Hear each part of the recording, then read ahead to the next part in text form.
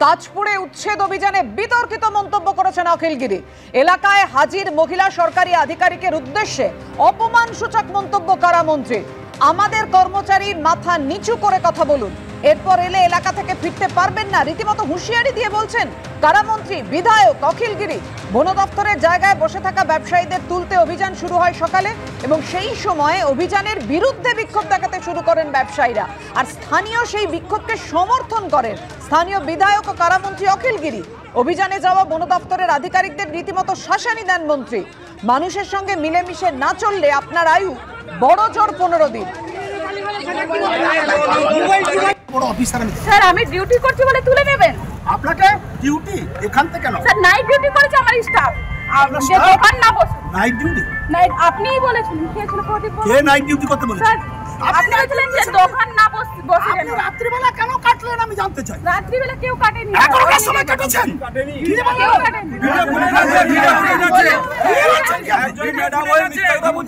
হ্যাঁ ঠিক আছে, আর তোমরা রাত্রিবেলা যে বসিয়েছো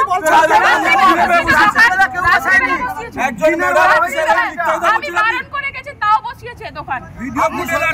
রেড করতে পারলেন না।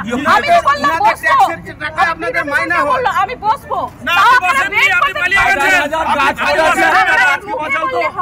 করতে ম্যাডাম শুনুন, ম্যাডাম আপনি সবাইকে নিয়ে চলুন, বেশি দিন থাকতে পারবেন না, আপনার আয়ু 7-8 দিন 10 দিন। আমি আপনাকে বলছি যে বিট অফিসার আমি জানি ফরেস্টের কি কাজ হয়, কত বড় দুর্নীতি আমরা সব জানি। আমার জানি বিট অফিসারের বিরুদ্ধে কি আছে আমি জানি পাবলিকের, আমি কিন্তু ফাঁস করে দেবো সব বিধানসভায়। আপনি আমাকে চিনেন না, আমি ওই সমুদ্রে ওসব কথা বলবেন না আপনি আমাকে। আপনার সাথেও নেই, ওদের সাথেও পার্সোনাল নেই। আপনি এখানে থাকবেন না, ওরা থাকবে সারা বছর। এরা এখানে আতঙ্কে রাত্রিবেলা থাকে, জল মাথায় নিয়ে ওসব কথা বলবেন না।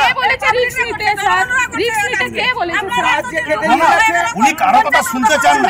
আপনি এত বড় ক্ষমতা দেখে মনে হচ্ছে যে রাষ্ট্রপতির ক্ষমতা নিয়েছেন।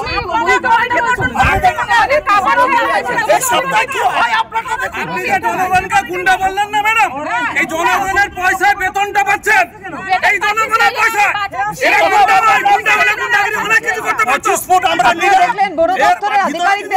হুঁশিয়ারি দিচ্ছেন মন্ত্রী এবং বিধায়ক অখিলগিরি। মানুষের সঙ্গে মিলেমিশে না চললে আপনার আয়ু বড়জোর 15 দিন। আপনারা জানেন বন দপ্তরের অভিযানের বিরুদ্ধে বিক্ষোভ দেখাতে শুরু করেন আজকে ব্যবসায়ীরা। স্থানীয় সেই বিক্ষোভকে সমর্থন করেন স্থানীয় বিধায়ক ও কারামন্ত্রী অখিলগিরি। অভিযানে যাওয়া বন দপ্তরের আধিকারিকদের রীতিমতো শাসানি দিলেন মন্ত্রী অখিলগিরি। বিজেপি কাউন্সিলর সজল ঘোষ এই মুহূর্তে আমাদের সঙ্গে টেলিফোনে রয়েছেন। সজল, আপনি শুনলেন রীতিমতো শাসানি দিচ্ছেন কারামন্ত্রী বিধায়ক অখিলগিরি। না, আপনি কিন্তু এই অখিলগিরির জন্য কোনো সংসদীয় কথা আমার থেকে আশা করবেন না। একজন মহিলাকে জানোয়ার বলছে, একজন মহিলাকে বলছে যে তার আয়ু আর 7 দিন 15 দিন, বলছে এলে আর ফিরে যেতে পারবেন না।